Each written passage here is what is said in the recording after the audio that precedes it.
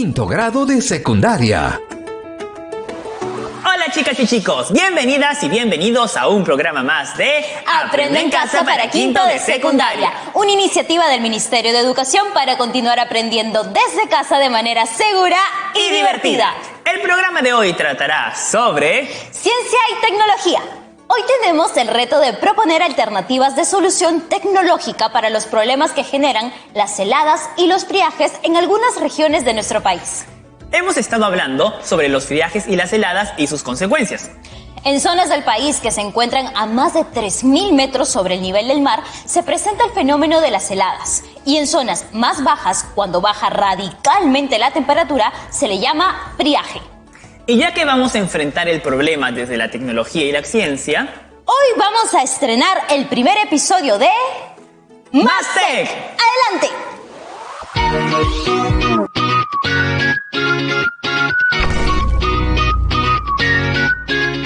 Hola generación MásTech, soy Andrea y hoy hablaremos de las herramientas digitales para el trabajo en equipo. Con la educación a distancia y no poder vernos por pandemia, todas y todos hemos tenido problemas para hacer los trabajos grupales. Pero ¿sabías que hay varias plataformas digitales que nos ayudan a organizar y ejecutar mejor el trabajo en equipo? Hoy te voy a contar todo esto y me va a ayudar Javier. Hola Andrea, hola generación MásTech. Hola Javier, te escuchamos. Lo primero antes de iniciar cualquier trabajo en grupo es buscar medios de comunicación digitales que les sirvan a todas y todos para que nadie se quede fuera del equipo. Es muy importante que elijan dos medios de comunicación, el primero para mensajería instantánea y el segundo para videoconferencias. Para las reuniones por videollamada como esta, pueden usar Zoom o Google Meet. En ambas, las y los participantes pueden conversar y compartir pantalla y audio sin problema. Google Meet es parte del entorno colaborativo de Google, por lo que solo necesitas tener un correo Gmail para usarla. Y se puede hacer videollamadas de duración ilimitada sin que se corte. En el caso de Zoom, sí tienes que descargar la aplicación y aunque las reuniones tienen un tiempo máximo de 40 minutos, puedes crear nuevas reuniones las veces que quieras y grabarlas. Luego,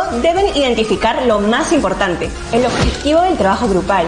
O sea, ¿qué es lo que vamos a realizar? Hagan una lista de las tareas que deben hacer para llegar a cumplir el objetivo. Les recomiendo que utilicen la técnica del semáforo para identificar qué tan difícil es cada tarea. Verde para una tarea sencilla, amarillo para una más o menos compleja y rojo para las más difíciles. Para organizarse, hagan un cronograma de trabajo. Pongan las fechas de entrega para las tareas de cada miembro del equipo y definan los días de videoconferencias grupales para revisar los avances. Chicas, chicos, por favor, es importante que hagan una agenda de lo que van a hacer en cada reunión. Así sus videollamadas serán más organizadas y no pasarán tanto tiempo en la pantalla. Ah, y de paso ahorran megas. Usen Google Calendar para agendar sus reuniones. Esta aplicación les manda alertas para hacerles acordar de todos sus pendientes. Ojo con las responsabilidades. Conversen y lleguen a acuerdos claros sobre quién es responsable de cada tarea. Repartan las responsabilidades según la carga académica que representan y no dándole lo difícil a los hombres y lo fácil a las mujeres. Al final, nombren una o un representante que se encargue por un tiempo de monitorear la ejecución de los pasos y el cumplimiento de las tareas. Luego se van turnando. Recuerden,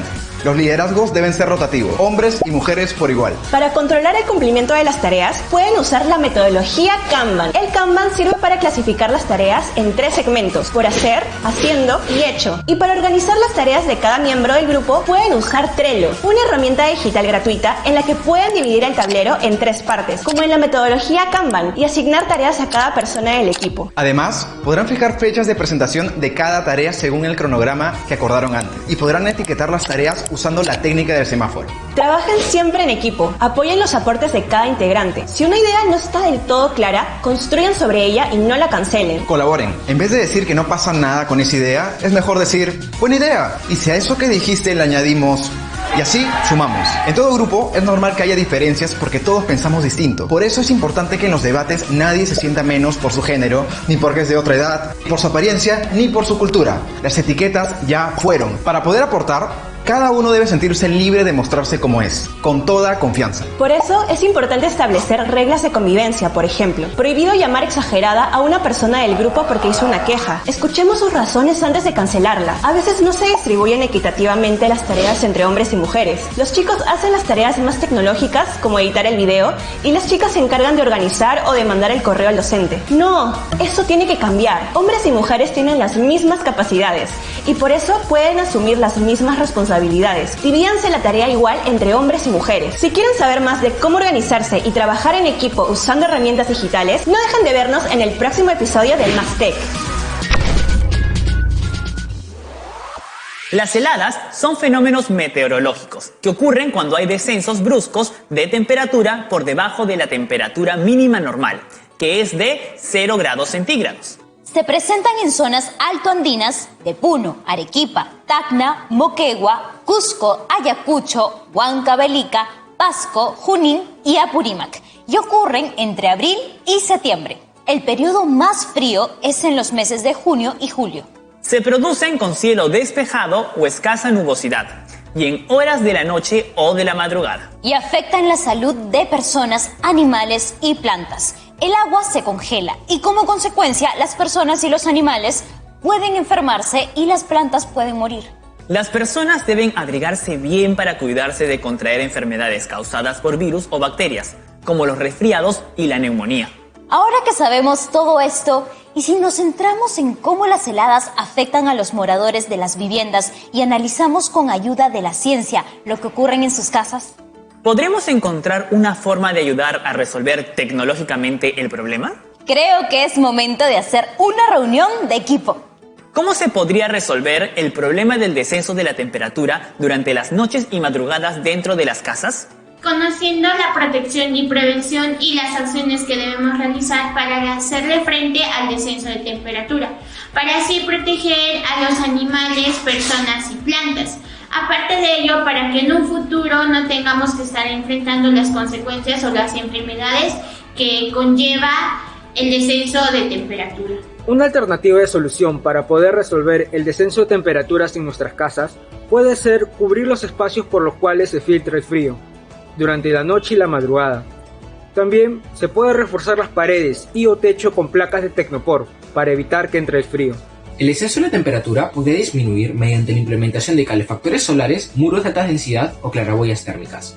Considero que se debería acondicionar unos lugares en casa para temperaturas bajas y tener siempre a mano abrigos o colchas, así también como estar abrigados uno mismo con guantes, medias, para de esta manera poder prevenir cualquier tipo de resfriado que se presente gracias a temperaturas bajas. ¿Qué acciones se realizarían para proteger a las personas, los animales y las plantas? Una acción que podríamos realizar es construir ambientes con materiales adecuados para proteger tanto a las plantas, animales y personas del descenso de temperatura. Las acciones que podemos realizar es usar ropas abrigadoras, usar calefacciones, no salir en altas horas de la noche, tomar, beber alimentos calientes. Aparte de ello, tener un lugar muy cálido, cerrar las ventanas y puertas y también ponerle ropa a nuestras mascotas. Reforzar los organismos encargados de estos, así como ser más estrictos con las leyes de protección del medio ambiente y aplicar castigos más severos. En este caso, para las plantas se recomienda tener un invernadero, ya que estas son muy buenas para las plantas en este tipo de temperaturas bajas. Asimismo, con los animales, tener en casa un espacio reservado para que ellos puedan acomodarse ahí y no sufrir el frío. ¿Cómo nos puede ayudar la tecnología a desarrollar formas de prevención y solución de este problema? En este caso se puede aplicar la ayuda que nos brinda un sensor meteorólogo, ya que esta nos previene o nos avisa las temperaturas que están cerca de nuestra vivienda o localidad. De esa manera nosotros, valga la redundancia, estamos prevenidos y sabemos cómo vamos a actuar de acuerdo a las temperaturas que están a punto de llegar. Yo creo que eso en cuestión tecnológica nos ayudaría bastante. Se puede prevenir mediante medios tecnológicos estudiando cuándo va a haber una baja de temperatura para poder estar preparados ante este problema. También pueden brindar solución implementando calefacción o algún otro artefacto que brinde mayor calor dentro de las casas. Mediante la implementación de cámaras y drones que estén en constante monitoreo de las zonas con más casos de tala y minería ilegal, para así atrapar a los infractores y aplicar las sanciones adecuadas. La tecnología ayuda mucho a poder enfrentar el descenso de temperatura, ya que hay algunas aplicaciones que nos ayudan a poder identificar en qué temperatura nos encontramos. Y si estamos en 10 grados o ya sea en 8 grados, pues vamos a tener que prevenir o realizar acciones preventivas para así no poder enfermarnos. Muchas gracias, pues algunas de sus ideas han estado muy buenas. Por ejemplo, las casas se deben reparar y que no haya techos y paredes rotas para evitar que entre el aire frío. Y de todas las respuestas sacaremos una buena idea. ¿Sabían que hay una razón científica que explica por qué las casas se enfrían durante las noches, al igual que en el exterior? Y ese será nuestro punto de partida para proponer una solución. Profesor Renzo Martínez, bienvenido a nuestra investigación. Gracias por acompañarnos. Por favor, siga con la explicación. Hola Mario, Romina y Promoción Bicentenario. Como les iba contando, vamos a partir de esta pregunta. ¿Cómo se puede evitar que la temperatura del interior de las casas disminuya? Analicemos los fenómenos físicos que ocurren cuando se presenta este problema. En un día caluroso, llegas a casa luego de hacer deporte y deseas beber agua, pero solo encuentras agua caliente en la tetera. Luego recuerdas que hay cubos de hielo en la refrigeradora y decides mezclar en un vaso de vidrio el agua caliente y los cubos de hielo. Agregas poco a poco el hielo hasta sentir que el agua está fresca. Ya no está caliente ni tampoco helada. ¿Qué sucedió? ¿Cuál de los dos cuerpos, agua o hielo, estaba a mayor temperatura? ¿Cuál de los dos cuerpos, agua o hielo, estaba a mayor temperatura? El agua. Y cuando se mezclaron, ¿cuál de los cuerpos disminuyó su temperatura? El agua caliente. ¿Cómo lo sabes? Porque al beber el agua ya no estaba caliente. El hielo hizo que disminuyera su temperatura. Entonces, ¿qué pasó con la temperatura del hielo? El hielo aumentó su temperatura porque se derritió. Exacto. Al mezclar dos cuerpos de diferentes temperaturas, el cuerpo que está a mayor temperatura disminuye su temperatura porque le transfiere energía en forma de calor al cuerpo de menor temperatura, lo cual ocasiona que este último incremente su temperatura. Recuerda, el calor es una forma de energía que se transfiere de un cuerpo de mayor temperatura a otro de menor temperatura. Y regresando al ejemplo de las casas que queremos calentar, ¿dónde es mayor la temperatura al empezar las noches? ¿Dentro de las casas o fuera de ellas? Dentro de la casa, la temperatura es mayor. ¿Habrá transferencia de calor entre el interior de la casa y el exterior? Creo que sí. Habrá transferencia de calor de la casa al exterior a través de las paredes y los techos y cualquier hueco que hubiera en ellos, porque el interior y el exterior están a diferentes temperaturas. Entonces, no es que el frío entre en la casa, porque el frío no es una cosa que puede entrar o salir, sino que es el calor, que son ondas de energía calorífica, lo que se transfiere del cuerpo más caliente, la casa, al cuerpo más frío, el exterior de la casa. Claro, al haber transferencia de calor desde el interior de la casa hacia el exterior, la temperatura del interior de la casa disminuye. ¿Y eso cómo pasa? ¿Cómo se transmite el calor? El calor es energía que se puede transmitir a través de los cuerpos. Si tienes una vela encendida y coges una cuchara de metal desde un extremo y acercas el otro extremo a la llama, pasado un corto tiempo, sentirás que la cuchara se calienta, aumentando su temperatura. La llama de la vela, que tiene una temperatura mayor que la cuchara, le transfirió energía en forma de calor a la cuchara, y dentro de ella el calor se transmitió a través del metal hasta llegar a la mano. Tengan cuidado si lo intentan en casa. Esta forma de transmisión del calor se llama conducción y solo es posible a través de los cuerpos sólidos. Si tienes una olla con agua y la colocas sobre la hornilla ardiendo de la cocina, la temperatura del agua de la parte inferior de la olla empezará a aumentar y el agua caliente empezará a moverse desde la parte inferior hacia arriba. Luego, el agua de la parte superior, que está fría, bajará y así surgirá un movimiento de la masa de agua caliente de abajo hacia arriba y de arriba hacia abajo, formando ciclos corrientes de agua que se denominan corrientes de convección. Esta es otra forma de transmisión de calor que se da en los fluidos, que son los líquidos y gases. En cambio, la radiación es transferencia de calor por ondas electromagnéticas. ¿Quiere decir las ondas de la luz visible, del infrarrojo y la radiación ultravioleta? Así es, todos hemos sentido el calor solar. Lo hemos sentido porque el calor llega a nosotros a través de la radiación.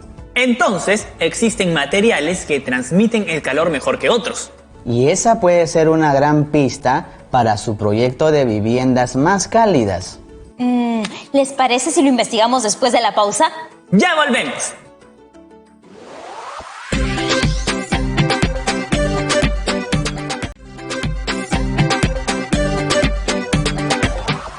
Ya estamos de vuelta. Y estábamos hablando de los materiales que conducen el calor. Los materiales que conducen mejor el calor se llaman conductores y los que no lo hacen se llaman aislantes. Los metales son buenos conductores del calor porque transmiten el calor a través de ellos. En cambio, la madera, las telas o los plásticos son materiales aislantes del calor, no son buenos conductores del calor. Existen tablas de conductividad térmica que nos indican su medida. De esta tabla se puede inferir, por ejemplo, que el acero es algo más de 3000 veces mejor conductor del calor que el tecnopor. Según la tabla, ¿qué material será mejor conductor del calor? ¿El acero o el aluminio? ¿Ustedes en casa qué opinan? Reconozcamos los materiales que sean aislantes y los materiales conductores del calor. ¿Cómo se puede evitar que disminuya la temperatura del interior de las casas? La respuesta a esa pregunta nos dará una alternativa de solución frente a descensos de la temperatura en el interior de las casas en las noches y madrugadas debido a las heladas. Veamos, la temperatura del interior de la casa desciende porque transfiere calor hacia el exterior que se encuentra a una temperatura menor.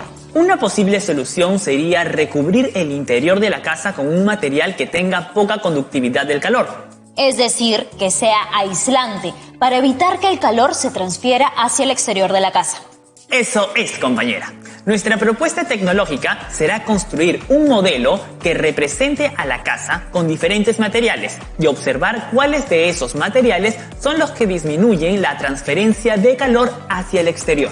De esta forma, la temperatura en el interior no disminuirá mucho. Con los resultados obtenidos, se podrá replicar el modelo de pequeña escala a la escala real, o sea, a la casa.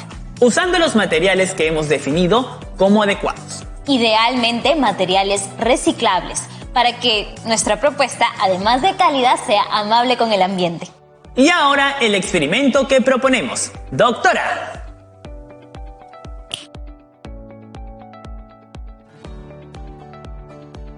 Se diseñará la alternativa de solución considerando ciertas condiciones para que los resultados sean óptimos.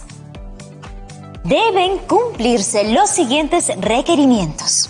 Se construirá un mínimo de 3 cajas de diferentes materiales y de igual tamaño. Acá tenemos algunas propuestas. El alto, largo y ancho de las 3 cajas deben de ser iguales. Estas cajas serán nuestros modelos. En adelante, para referirnos a las cajas, diremos los modelos. Se colocarán los modelos sobre una mesa, un banco o sobre una madera o cajas de cartón que las puedes colocar en el piso. La idea es que ninguno de los modelos tenga contacto directo con el suelo. Los modelos estarán en el mismo espacio para que se pueda medir la transferencia de calor bajo iguales condiciones, que son la temperatura del suelo y del exterior de los modelos. Esas condiciones deben ser iguales para los 3 modelos. Por ejemplo, si las colocas en el patio donde no hay techo, los 3 modelos deberán encontrarse en el patio. Si las colocas en una habitación, las 3 deberán encontrarse en la misma habitación. Elabora unos cuadros donde registres lo que se va a utilizar y las acciones que vas a realizar. Te proponemos un cuadro como ejemplo, pero puedes crear el tuyo. Los cuadros deben responder las siguientes preguntas. ¿Qué materiales se utilizarán para construir el modelo? ¿Qué instrumentos se utilizarán para medir las variables que son el volumen del hielo derretido y la temperatura? ¿Cuántas veces se realizarán las mediciones de cada variable? ¿Cómo mantendrán los modelos con las mismas condiciones para obtener un resultado óptimo? ¿Qué medidas de seguridad se tendrán en consideración? Los cuadros te servirán para sistematizar tu experiencia y poder sacar conclusiones basadas en pruebas y evidencias con fundamento científico. Para responder las 2 primeras preguntas, podemos construir un cuadro para que se registren los materiales, los instrumentos, las herramientas y los recursos que se utilizarán, con sus respectivos costos. En la primera columna se registrará la cantidad de materiales o instrumentos que se va a utilizar. En la segunda columna, los materiales, las herramientas, etc. Y en la tercera columna, el costo de todos esos insumos. Puedes probar con los siguientes materiales: botellas de plástico recicladas, cartón reciclado, tecnopor reciclado. También usarás en el proceso recipientes para obtener el hielo, recipientes para colocar el hielo dentro del modelo, hielo, rafia, pabilo, pegamento, tijeras, un reloj, un termómetro o aplicación del celular, una taza medidora de volumen, una regla o cinta métrica. Y puedes emplear el siguiente cuadro para registrar el tiempo que necesitas para cada paso del proceso. Pueden ser semanas, días, horas. Aquí se observa en la primera columna los procedimientos o acciones realizados. En la segunda columna, los días en que se desarrollarán todos los procesos. Marca como día 1 el día que empieces a obtener los materiales e instrumentos y construir tu prototipo. Mide el volumen de hielo fundido o la temperatura a partir del día 2 y anota el tiempo que tardarás.